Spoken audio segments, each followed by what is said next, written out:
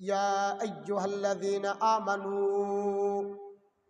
লা তুলহিকুম আমওয়ালুকুম ওয়ালা আওলাদুকুম আন যিকরিল্লাহ ওয়া মান ইয়াফআল যালিকা ফাউলাইকা হুমুল খাসিরুন। আল্লাহ পাক রব্বুল আলামিন সূরাতুল মুনাফিকুনের 9 নম্বর আয়াতে ইরশাদ করেন, ইয়া আইয়ুহাল্লাযীনা আমানু, হে আমার আদরের ইমানদার বান্দা বান্দিরা। আমানু, কত সুন্দর ভাষাটা ঢাক দিয়েছেন যারা কালিমা পড়েছে, লা ইলাহা ইল্লাল্লাহু মুহাম্মাদুর রাসূলুল্লাহ সাল্লাল্লাহু আলাইহি ওয়াসাল্লাম। যারা কালিমা পড়েছে তাদেরকে আমানু বলে কে সম্বোধন করেছে? আল্লাহ ডাক দেয়, আমানু, হে আমার কালিমার দল, হে আমার ইমানদার বান্দা বান্দিরা। কি বলে? লা তুলহিকুম আমওয়ালুকুম ওয়ালা আওলাদুকুম আন যিকরিল্লাহ। লা তুলহিকুম, তোমাদেরকে যেন গাফেল না করে, তোমাদেরকে যেন অলসতা না করে। কোন জিনিস? আমওয়ালাকুম, তোমাদের ধন দৌলত ব্যাংক ব্যালেন্স সম্পত্তি তোমাদেরকে যেন গাফেল না করে। আর কি? ওয়া আওলাদুকুম, তোমাদের ছেলে মেয়ে তোমাদেরকে যেন গাফলে না করে। কোন জিনিস থেকে? আন যিকরিল্লাহ, আল্লাহ তাআলার স্মরণ করা থেকে। এই আয়াতের সারমর্মটা আমি আপনাদেরকে এইভাবে বুঝে দিছি। ধরেন মসজিদে আজান দিয়েছে, আপনি একজন আমওয়ালাকুন ব্যবসায়ী লোক, এখন আজান দিয়েছে, ওই সময় আবার কাস্টমারের ঝামেলা একটু বেশি, এখন আবার মসজিদে আজানও দিয়েছে। এখন আপনি দুনিয়ার পার্থিব জগৎটাকে আপনি লক্ষ্য উদ্দেশ্য বানাইলে আপনার এক সাইডে আপনার আখিরাত শেষ। আন যিকরিল্লাহ, আল্লাহকে স্মরণ করাটা আপনার বরবাদ হয়ে যাচ্ছে, ঠিক কিনা? আমওয়ালাকুম, আপনার ছেলে মেয়েকে আদর করতে করতে যত্ন করতে করতে সোহাগ করতে করতে মসজিদে আজান দিয়েছে, আপনি আল্লাহর ঘরে আসতে পারেন না। এগুলা করতে করতে আল্লাহর স্মরণ করাকে, 5 ওয়াক্ত নামাজ পড়া থেকে আদরের ভিতরে আপনার সময়টা কেটে গেছে, ব্যবসার ভিতরে কেটে গেছে। এই জন্য আল্লাহ ডাক দেয়, আমানু, হে আমার কালিমার দল, লা তুলহিকুম আমওয়ালাকুম ওয়ালা আওলাদুকুম আন যিকরিল্লাহ। হে ইমানদার, শোনো, তোমার ধন দৌলত, তোমার সম্পত্তি, তোমার সন্তান সন্ততি যেন তোমাকে যেন আল্লাহর স্মরণ থেকে যেন তোমাকে যেন গাফেল না করে। সুবহানাল্লাহ। কে বলছে? আল্লাহ বলছে। কে বলছে?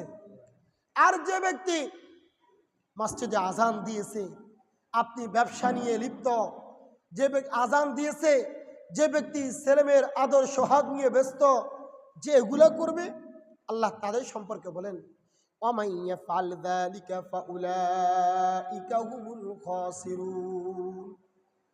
মসজিদে আজান দিয়েছে, আপনি ব্যবসা বাণিজ্য নিয়ে ব্যস্ত, মসজিদে আজান দিয়েছে, আপনি আপনার ছেলে মেয়েদের আদর যত্ন সোহাগা নিয়ে ব্যস্ত, আল্লাহ বলেন ফাউলাইকা হুমুল খাসিরুন। ও ইমানদার শোনো, তাহলে তুমি ক্ষতিগ্রস্ত হয়ে যাবে। নাউযুবিল্লাহ। আয়াতের মর্ম বুঝছেন কিনা ভাই? বুঝছেন কিনা?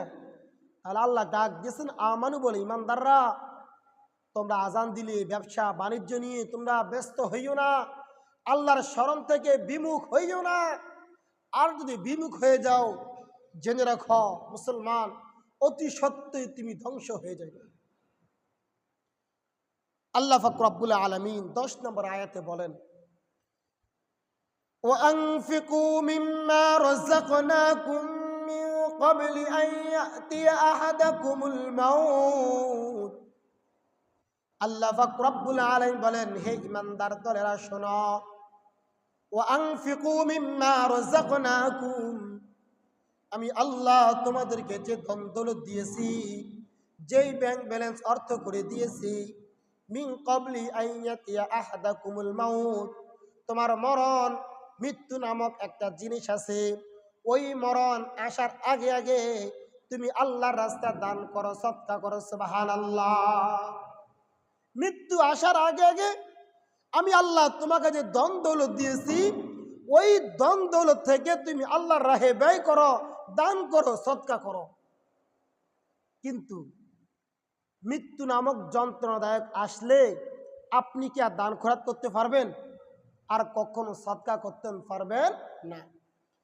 যখন মালাকুল মাউত আজরাইল আলাইহিস সালাতু ওয়াস সালাম চলে আসবে তার রূহ কবজ করার জন্য, জান কবজ করার জন্য, তখন ওই সময় ওই নাফরমান বান্দা বলবে, যে ব্যক্তি হুশ থাকতে, হায়াত থাকতে আল্লাহর রাস্তায় কোনো একটা টাকা দান করে নাই, আল্লাহর ঘরে একজন একটা টাকা দান করে নাই, মানুষকে অসহায়দেরকে সহযোগিতা করে নাই, আর এই নাফরমান বান্দা মৃত্যুর শয্যা হয়ে গেলে আজরাইল আলাইহিস সালাম আসলে এই নাফরমান বান্দা বলবে, ফায়াকুলু রাব্বি, ওগো আল্লাহ, লাউলা আখরতানি ইলা আজালিন করিব, মালিক রে তুমি যদি আমাকে আর একটু হায়াত বাড়িয়ে দাও, আমাকে যদি আর এক সপ্তাহ হায়াত বাড়িয়ে দেন, ফাসাদদাকা ওয়া আকুম মিনাস সালিহিন, তাহলে আমি ফাসাদদাকা, আমার যে ধন দৌলত আছে, আমার যে জায়গা জমিন অর্থ করি ব্যাংক ব্যালেন্স আছে, আমি সব কিছু ফি সাবিলিল্লাহ, আল্লাহর রাস্তা আমি দান করে দিব। ও আকুম মিনাস সালিহিন, আমি সদকা করে দিয়ে, ও আকুম মিনাস সালিহিন, আমি আপনার একজন নেককার বান্দা হয়ে আমি আপনার সামনে হাজির হব। আচ্ছা বলেন তো, ওনার কি ওই সময় হায়াত শেষ নাকি আরো আছে? হায়াত শেষ। ওই সময় যত কাকুনুতি বিরতি করবে, বাহানা করবে আল্লাহর কাছে, আল্লাহ কি তাকে কি আর কোন হায়াত দিবে? না, আমরা বললেও দিবে না। আল্লাহ কি বলে শোনেন, 11 নম্বর আয়াতের ভিতরে, ওয়ালাই ইউআখিরুল্লাহু নাফসান ইযা জাআ আজালুহা, আল্লাহ পাক রব্বুল আলামিন 28 নম্বর পারার সূরাতুল মুনাফিকুনের 11 নম্বর আয়াতে বলেন, ও দুনিয়ার মানুষ, ও আনন্দপুর মা বোনরা শোনেন, ওয়ালাই ইউআখিরুল্লাহু নাফসান ইযা জাআ আজালুহা, আল্লাহ কাউকে কখনো অবকাশ দেন না, ইযা জাআ আজালুহা, যখন তার নির্ধারিত সময় এসে যাবে। এখন তো তার নির্ধারিত সময়টা এসে গেছে যে আব্দুর রহমান লোকটা দুনিয়াতে আসার পরে এত দিন বাঁচবে, 40 বছর বাঁচবে। এই নাফরমান দুনিয়াতে নামাজ পড়ে নাই, রোজা রাখে নাই, মরার সময় আসিয়া বলছে, আল্লাহ আপনি আমাকে একটু হায়াত বাড়িয়ে দিন। আল্লাহ বলছেন, না, যখন তোমার নির্ধারিত যখন সময় এসে যাবে আর তুমি কখনো কোন হায়াত পাইবা না। পাবে? আল্লাহ কি হায়াত দিবে? দোস্ত, কত যুবক ভাইরা আছেন এখন নামাজ পড়েন না। দোস্ত, আমার মনে হয় নামাজ 4 ওয়াক্ত, ফজরের সময় আজকে 2 জন মুসল্লি। আহারে দোস্ত, মনে দুঃখ লাগে, এই জন্য বলতেছি দোস্ত, একটু নামাজকে ধরুন। দুনিয়াতে এখন মুসলমান সন্তান এত মার খাচ্ছে কেন? এত মার খাচ্ছে কেন? রাসূল সাল্লাল্লাহু আলাইহি সাল্লাম বলেছেন, আবু দাউদ শরীফের হাদিস, যে পৃথিবীর ভূখণ্ডে রাসূল আকরাম সাল্লাল্লাহু আলাইহি সাল্লাম বলেছেন, দুনিয়াতে মানুষ এমন ভাবে মরবে, এমন ভাবে লাশ হবে, সমুদ্র দিয়ে বাহারে জাবাদ বা সমুদ্র দিয়ে যেরকম ভাবে কচু গাছ পাতা লতা গাছ যেরকম ভাবে ঢল আসলে দেখেন ভেসে যায়, এরকম ভাবে মুসলমানদের লাশ ভেসে যাবে। রাসূল 1450 বছর আগে বলে দিয়েছেন। সাহাবা একরাম বলে, ইয়া রাসূলুল্লাহ, ইয়া হাবিবাল্লাহ, ওই সময় কি মুসলমানদের সংখ্যা কি কম হবে? রাসূল আকরাম সাল্লাল্লাহু আলাইহি ওয়াসাল্লাম বলেছেন, তোমরা এখন 313 জন সৈনিক মুসলমান, ওই সময় লক্ষ লক্ষ কোটি কোটি মুসলমান হবে। তখন সাহাবাকে বলে, ইয়া রাসূলুল্লাহ, এত মুসলমান হওয়া সত্ত্বেও মুসলমান মার খাচ্ছে কেন? তখন রাসূল করিম সাল্লাল্লাহু আলাইহি ওয়াসাল্লাম বলেন, বিশাল হাদিসের শেষ মর্মে বলতেছেন, যখন মুসলমানদের ভিতরে 2টা জিনিস ঢুকে যাবে। কয়টা জিনিস ভাই? কয়টা জিনিস? কথা বলেন, কয়টা জিনিস? তখন মুসলমানদের ভিতরে 2টা জিনিস প্রবেশ করবে, তখন মানুষ ঢল আসলে সাগর দিতে কচু গাছের ফেনা এরকম জোয়ারের সাথে চলে যায়, বাটার সাথে ফিরে আসে, এরকমভাবে মুসলমানদের লাশ আসবে আর যাইবে। কয়টা জিনিস? এক নাম্বার, রাসূল আকরাম সাল্লাল্লাহু আলাইহি সাল্লাম বলেছেন, হুব্বুদ দুনিয়া রাসু কুল্লি খাতিয়া।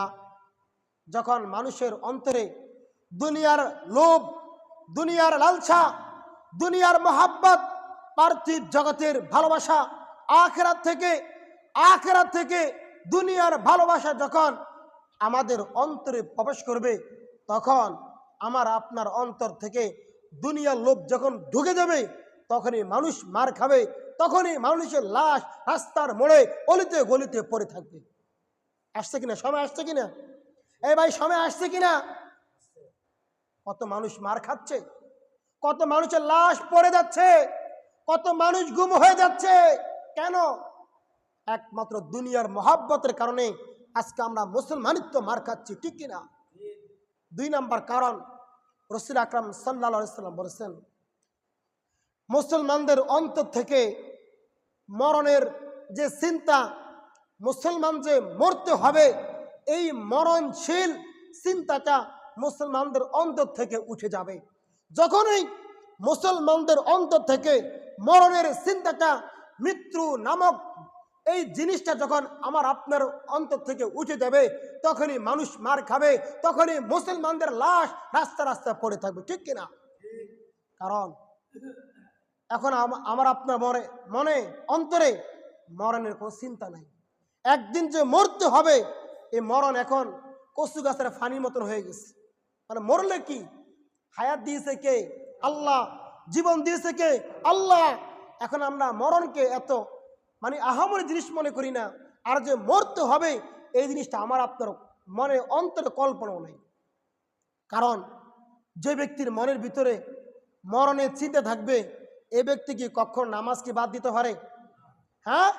কখনো হারাম খাইতে পারে? অন্যের হককে জুলুম করে খাইতে পারবে? সাদাবাজি করে খেতে পারবে? একজনের জায়গা আরেকজনে মারতে পারবে? কখনো মারতে পারবে না। একমাত্র ওই সময় মারবে যখন তার মনে দুনিয়ার লোভ ঢুকে যাবে, মরণের চিন্তা যখন তার থেকে সরে যাবে, তখনই মানুষ মার খাবে। দোস্ত হাবাবগণ, বর্তমান প্রেক্ষাপট আমার আপনার ভিতরে হাদিসটা যখন পড়ছি আজকে সকালে, চিন্তা করছি, যোগ বিয়োগ মিলালাম যে বর্তমান পরিস্থিতি আমার আপনার সবার মাঝখানে বিরাজমান, ঠিক কিনা? দুনিয়া লোভ আছে, দুনিয়া লোভের কারণে আজকে আমরা মার খাচ্ছি। মরণের চিন্তা নেই, মার খাচ্ছি কিসের কারণে? লোভের জন্যই তো। ওই জিনিস দেন, এত পাচ্ছেন দেন, এত পাচ্ছেন দেন, তার কারণে তো মার খাচ্ছি। হ্যাঁ, পাচ্ছেন কম হচ্ছে, একটু পাচ্ছেন বাড়া দেন, ঠিক কিনা? এই জন্য তো আমরা মার খাচ্ছি। দোস্ত, দুনিয়া থেকে বাঁচতে হলে লোভ লালসা ছাড়তে হবে, আর মরণকে চিন্তাশীল বানাইতে হবে। দোস্ত, রাসূল আকরাম সাল্লাল্লাহু আলাইহি সাল্লাম বলেছেন, আকসিরু যিকর হাদি মিন লাযযাতিল মাউত। তোমরা ও মুসলমান ও আমার উম্মতরা, আকসিরু যিকর, আকসিরু যিকর, যিকর মানে স্মরণ, আকসির মানে বেশি। কি? বেশি। আকসিরু যিকর হাদি মিন লাযযাতিল মাউত। তোমরা বেশি বেশি বেশি বেশি করো, যে বেশির কোনো সীমা নেই, কাসীর। তোমরা বেশি বেশি করে মরণকে স্মরণ করো। আর যে ব্যক্তি মরণকে স্মরণ করবে, এই ব্যক্তির অন্তরে আল্লাহর জিকির বেশি বের হবে, সুবহানাল্লাহ। আর যার জবান দিয়ে জিকির বের হবে, মরণকালও জিকির বের হবে, কালিমা বের হবে, লা ইলাহা ইল্লাল্লাহু মুহাম্মাদুর রাসূলুল্লাহ সাল্লাল্লাহু আলাইহি ওয়াসাল্লাম দাখালাল জান্নাহ। এই লোক জান্নাতে প্রবেশ করবে, সুবহানাল্লাহ ওয়া বিহামদিহি। মেরে দোস্ত হাবাবগণ, বর্তমান প্রেক্ষাপটে একটু লক্ষ্য করেন, কিসের কারণে? এই হাদিসের সাথে আমার আপনার মিল আছে কিনা? আছে কিনা? আল্লাহ তাআলা আমাদেরকে হেফাজত করুক, বলে আমিন। ভাইরা আমার, হযরত ইউসুফ আলাইহিস সালাম, ইউসুফ আলাইহিস সালাম নাম শুনছেন? এর নাম শুনছেন কিনা ভাই? ইউসুফ নামে একটা কোরআনে অনেক বড় একটা সূরা আছে, আছে কিনা? আমরা যারা এশা নামাজের পরে বসি, আলহামদুলিল্লাহ আমি এই সূরাটা পুঙ্খ আমরা তাফসীর করছি, সবাই কাহিনী ওয়াকিয়া সব শুনছেন। ইউসুফ আলাইহিস সালাম যখন মিশরের যখন খাদ্যমন্ত্রী হলেন, কি হলেন? খাদ্যমন্ত্রী হলেন। খাদ্যমন্ত্রী হওয়ার পরে সবাই লাইন ধরে আছে। উনি বাটখারা, আরবিতে বলে স, কি বলে বাংলাতে বলে বাটখারা, অর্থাৎ পাত্র দিয়ে মেফে মেফে মানুষকে কি দেয়, রিলিফ দিতেছে। উনি নিজে কি করতেছেন, রিলিফ দিতেছেন। মানুষ সোজা লাইন ধরতেছে রিলিফ নেওয়ার জন্য। একজন পুরুষ আসছে, ওই পুরুষ বলতে সবাইকে 100 দিতেছে, সবাই চলে যাচ্ছে। আরেকজন পুরুষ আসছে, তখন তাকে 100 দিছে, এক বাটখারা দিছে। তখন বললেন, ইয়া জিদনি ইয়া আমিরুল মুমিনিন, হে আমিরুল মুমিনিন, আপনি আমাকে আরো বাড়িয়ে দেন। আর 100 বাড়িয়ে দিছে, বলছে আরো বাড়িয়ে দেন, আরো বাড়িয়ে দেন, আরো বাড়িয়ে দেন। তখন ঈসা আলাইহিস সালাম বলেন, আমি তোমাকে কেন বাড়িয়ে দিব? তখন ওই যুবক বলে, লাউ আররাফতানি, ও মন্ত্রী সাহেব, আপনি যদি লাউ আররাফতানি, আপনি যদি আমাকে চিনতেন তাহলে আপনি আমাকে আরো বাড়িয়ে দিতেন, আরো বাড়িয়ে দিতেন। সুবহানাল্লাহ। তখন ঈসা আলাইহিস সালাম বললেন, কে তুমি? আমি তো তোমাকে চিনি নাই। তখন ওই সন্তানটা বলল, হে ইউসুফ, তোমাকে যখন জোলাইখা নাম শুনছেন? কে? আজিজে মিশরের স্ত্রী, আজিজে মিশরের স্ত্রী। তখন বলছে যে আপনাকে যে জোলাইখা যে অপবাদ দিয়েছে, কি দিয়েছে? অপবাদ দিয়েছে। ওই বিপদের সময় আমি আপনার বারাতকে, আপনার সত্যকে আমি জহের করেছি। সুবহানাল্লাহ। আরো জোরে বলেন না সুবহানাল্লাহ। কি বলছে? যে সে বিপদে পড়ে গেছেন, আমি আপনাকে কি করছি? আপনার বারাতকে জহের করছি। বারাত মানে সত্য। কি জহের করছো তুমি? যে আমি ওই সময় বলেছি, আমি ছোট বাচ্চা ছিলাম, যে পিছন দিক থেকে যদি ইউসুফের যদি জামাটা যদি ছিঁড়া থাকে, হ্যাঁ, তাহলে ইউসুফ কি সত্য। আর ইউসুফের সামনে দিয়ে যদি জামাটা ছিঁড়ে থাকে তাহলে ইউসুফ কি মিথ্যা। কথা কি বলছে বুঝছেন নি ভাই? এখন ইউসুফ আলাইহিস সালাতু ওয়াস সালামের জামাটা কোন জায়গা দিয়ে ছিঁড়া ছিল? পিছন দিক থেকে। দুপুর মানে পিছন। কোন জায়গা দিয়ে? পিছন দিক দিয়ে ছিঁড়া ছিল। তখন ওই সন্তান বলল যে আমি আপনার ছোটবেলা বারাতকে জহের করেছি, ওই লোক হইলাম আমি। বলি সুবহানাল্লাহ ওয়া বিহামদিহি। ওই লোককে এই কারণে কি করছে? বেশি করে খাদ্যমন্ত্রী থেকে, পান থেকে তাকে মালামাল বেশি দিয়ে দিছে। আল্লাহ তাআলা ওই সময় ওহী নাজিল করলেন, কি ইউসুফ, তুমি কেন তাকে বেশি দিলা? আইন তো সবার জন্য সমান, ঠিক কিনা? রিলিফ সবার জন্য সমান। ওনাকে যেরকম 100 দিয়েছ, তুমি তো তাকে 100 দেওয়ার প্রয়োজন, তুমি কেন তাকে বেশি দিয়েছ? আল্লাহ, এই লোক ছোট থাকতে ওই যে বিপদে পড়ছি আমি, এই লোক আমার সত্যকে জহের করেছে। সুবহানাল্লাহ ওয়া বিহামদিহি। আল্লাহ তাআলা তখন বলেছেন, ওই ইউসুফ শোনো, আখিরি জমানার উম্মতেরা, আখিরি জমানা আমার বান্দারা, আমার পয়গম্বর উম্মতেরা যখন নামাজে দাঁড়াবে দৈনিক 5 বার আমাকে স্মরণ করবে। দৈনিক 5 বার নামাজের ভিতরে বলবে, রুকুতে যাইয়া বলবে সুবহানা রাব্বিয়াল আযীম, সেজদাতে যাইও বলবে সুবহানা রাব্বিয়াল আ'লা, সুবহানা রাব্বিয়াল আ'লা। রুকু থেকে দাঁড়িয়ে বলবে রব্বানা লাকাল হামদ হামদান কাসীরান তাইয়্যিবান মুবারাকান ফি। নামাজে নিয়ত বানছে আল্লাহু আকবার, আল্লাহ সবচেয়ে বড়। সানা পড়বে সুবহানাকাল্লাহুম্মা ওয়া বিহামদিকা ওয়া তাবারাকা ইসমুকা ওয়া তাআলা জাদ্দুকা ওয়া লা ইলাহা গায়রুক। বলি সুবহানাল্লাহ। তাহলে দোস্ত শোনো, শুধুমাত্র একবার তাকে নবী সত্য বলে প্রমাণ করার কারণে তাকে বেশি দিয়ে দেয়। তাহলে আমরা শেষ জমানার আল্লাহর বান্দা হয়ে দৈনিক 5 বার আল্লাহর নামাজ আদায় করি, দৈনিক 5 বার কতবার আল্লাহকে তুমি বড়, তুমি বড়, তুমি পবিত্র আমরা বলি কি বলি না? তাহলে আল্লাহ তাআলা কি আমাদেরকে বেশি দিবেন কিনা? সওয়াব দিবেন কিনা? আল্লাহ আমাকে মাফ করে দিবেন কিনা? সুবহানাল্লাহ। দোস্ত, এই জন্য নেক আমলের ফাল্লা, নেক আমলের প্রতিযোগিতা বেশি বেশি করতে হবে। কারণ নেক আমল না করলে আপনি শেষ। আপনার কবরে গেলে 2 পয়সা দামও নাই। কি না থাকলে? নেক আমল না থাকলে। দুনিয়াতে যেরকমভাবে মানুষের টাকা পয়সা থাকলে একটু পাওয়ার থাকে, একটু শক্তি থাকে, কথার জোর থাকে, কবরে গেলে আপনার পাওয়ার শক্তি থাকবে নেক আমল। সুবহানাল্লাহ। ভাইরা আমার, রাসূল আকরাম সাল্লাল্লাহু আলাইহি সাল্লাম সাহাবাকে বললেন, আমা ইস্তাতিউ আহাদুকুম, হে আমার সাহাবারা, তোমাদের মধ্যে এমন কেউ কি নাই, আইয়া আমালা কুল্লা ইয়াউমিন মিসলা উহুদিন আমালান, যে দৈনিক উহুদ পাহাড় পরিমাণ নেক আমল করবে? কি বলছে? হে আমার সাহাবারা, তোমাদের মধ্যে কি কেউ নাই কুল্লা ইয়াউমিন মিসলা উহুদিন আমালান, যে দৈনিক উহুদ পাহাড় পরিমাণ নেক আমল করবে? ক্বালু ইয়া রাসূলুল্লাহ, সাহাবা কেমন ইয়া রাসূলুল্লাহ, মান ইস্তাতা, কিভাবে সম্ভব যে একজন লোক দৈনিক উহুদ পাহাড় পরিমাণ নেক আমল করবে? ক্বালা, মায়ের নবী বিষ্ণু বলেন, কুল্লুকুম ইস্তাতি, আমার সাহাবারা শোনো, প্রত্যেক ব্যক্তির জন্য সক্ষম সামর্থ্য রাখে দৈনিক উহুদ পাহাড় পরিমাণ ইবাদত করা। সুবহানাল্লাহ ওয়া বিহামদিহি। ক্বালু ইয়া রাসূলুল্লাহ মাযা, ওগো আল্লাহর রাসূল, মায়ের নবী, মাযা, এটা কিভাবে সমর্থক আপনি আমাদেরকে বলে দিন। সুবহানাল্লাহ ওয়া বিহামদিহি।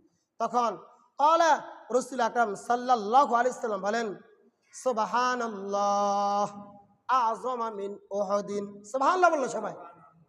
রাসূল আকরাম সাল্লাল্লাহু আলাইহি সাল্লাম বলেন, সুবহানাল্লাহি আযমা মিন উহুদ, যে ব্যক্তি ইখলাসের সাথে, নিষ্ঠার সাথে আল্লাহ তাআলাকে দেখানোর জন্য, দুনিয়ার কাউকে দেখানোর জন্য নয়, আল্লাহ তাআলাকে রাজায় মাওলার জন্য একবার সুবহানাল্লাহ বলবে, মায়ের নবী বিষ্ণু বলেন, সুবহানাল্লাহি আযম মিন উহুদিন, একবার সুবহানাল্লাহ বলার দ্বারা উহুদ পাহাড় পরিমাণ সওয়াব দান করবেন। সুবহানাল্লাহ।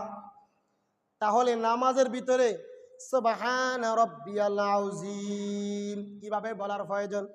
কিভাবে? একটু দেরি হলে কও হুজুর কত নামাজকে দেরি করে। আহারে দোস্ত, যদি সুবহানাল্লাহ এর মর্ম বুঝতা, তুমি সেজদা দিয়ে সেজদাই পড়ে থাকতা। আল্লাহু আকবার। সুন্দর করে পড়বে, 3 বার পড়েন সুবহান রাব্বিয়াল আযীম। যদি একবার কবুল হয়ে যায়, দাখালাল জান্নাহ, তাহলে তোমার জন্য জান্নাত বরাদ্দ। সুবহানাল্লাহ।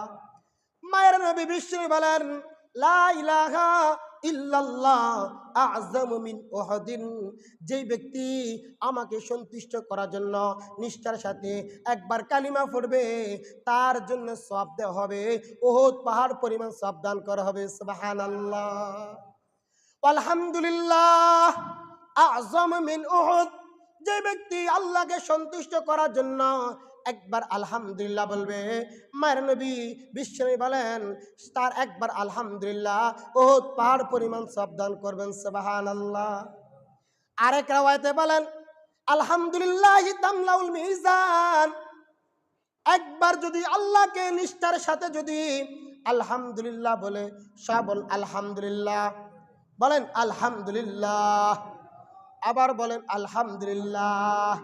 আর রাসূল বলেন, আলহামদুলিল্লাহি তামলাউল মিজান, যে ব্যক্তি আল্লাহকে সন্তুষ্ট করার জন্য একবার আলহামদুলিল্লাহ বলবে, আল্লাহ তাআলা তার মিজানের পাল্লা থেকে ভরপুর করে দিবেন। সুবহানাল্লাহ।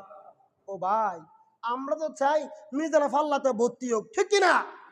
আমরা চাই এইটাই আমার নেকের পাল্লাটা ভারী হোক।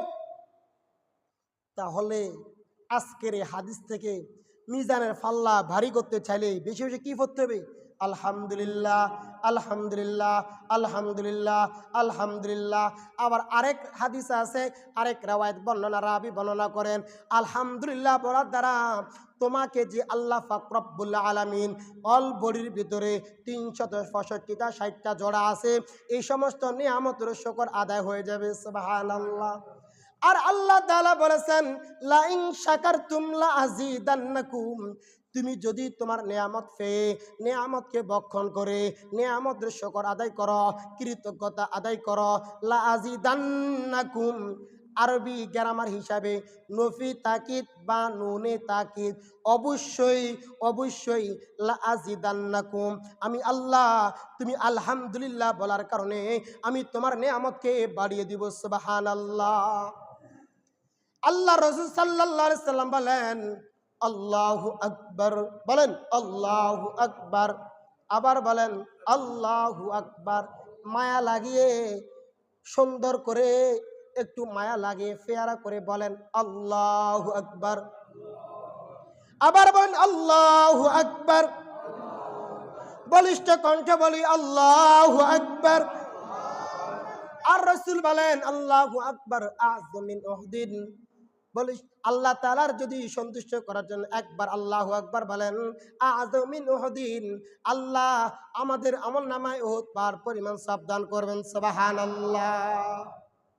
পড়বেন কিনা ভাই? মায়া লাগিয়ে পড়তে হবে। আমরা অনেকে পড়ি না, আমাদের পড়ি সুবহানাল্লাহ সুবহানাল্লাহ সুবহানাল্লাহ, ঠিক এক নিশে মানে কতবার পড়ি? চেষ্টা করবেন এক নিশ একবার সুবহানাল্লাহ সুবহানাল্লাহ সুবহানাল্লাহ সুবহানাল্লাহ সুবহানাল্লাহ সুবহানাল্লাহ।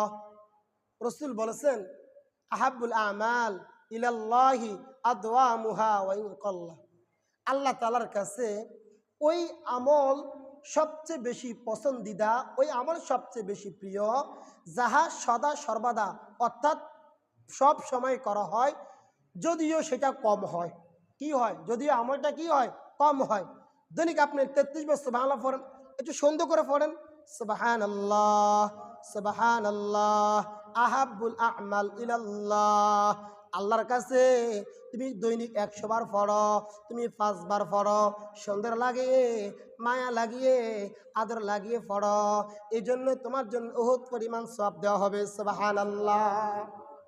ভাইরা আমার, হযরত আবু হুরায়রা রাদিয়াল্লাহু তাআলা আনহু থেকে বর্ণিত, ওয়ান আবি হুরায়রাতা রাদিয়াল্লাহু তাআলা আনহু قال قال رسول الله صلى الله عليه وسلم, হযরত আবু হুরায়রা রাদিয়াল্লাহু তাআলা আনহু থেকে বর্ণিত قال قال رسول الله صلى الله عليه وسلم, রাসূল করিম সাল্লাল্লাহু আলাইহি ওয়াসাল্লাম ইরশাদ ফরমান মান সাব্বাহা লিল্লাহি ফি দুবুরি কুল্লি সালাতিন সালাসান ওয়া সালাসিনা। রাসূল আকরাম সাল্লাল্লাহু আলাইহি ওয়াসাল্লাম বলেন ফি দুবুরি কুল্লি সালাতিন সালাসান ওয়া সালাসিনা, প্রত্যেক নামাজের পরে 33 বার সুবহানাল্লাহ পড়বে। কয়বার? আরো জোরে কয়বার? সবাই বলি কয়বার?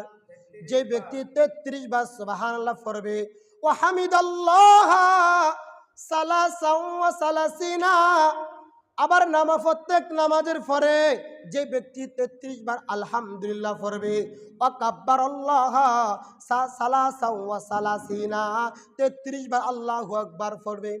কয়বার হয়েছে?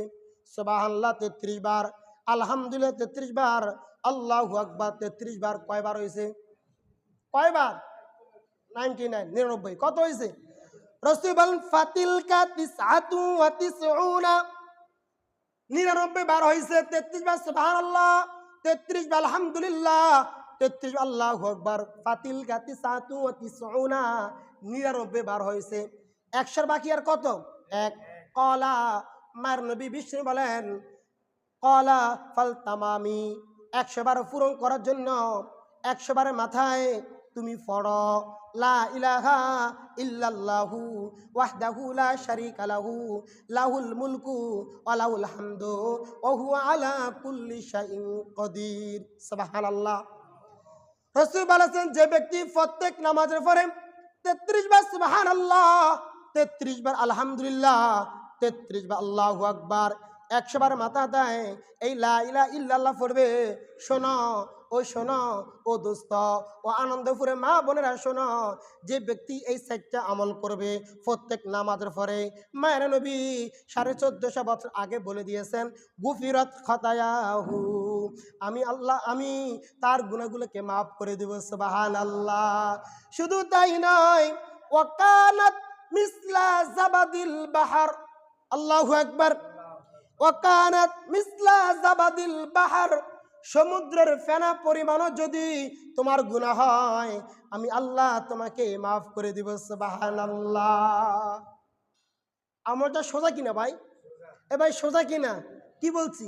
33 বার সুবহানাল্লাহ, 33 বার আলহামদুলিল্লাহ, 33 বার আল্লাহু আকবার, একবার পড়বেন লা ইলাহা ইল্লাল্লাহু ওয়াহদাহু লা শারীকা লাহু লাহুল মুলকু ওয়া লাহুল হামদু ওয়া হুয়া আলা কুল্লি শাইইন কাদির। আল্লাহ আমাদেরকে আমল করার তৌফিক দান করুন।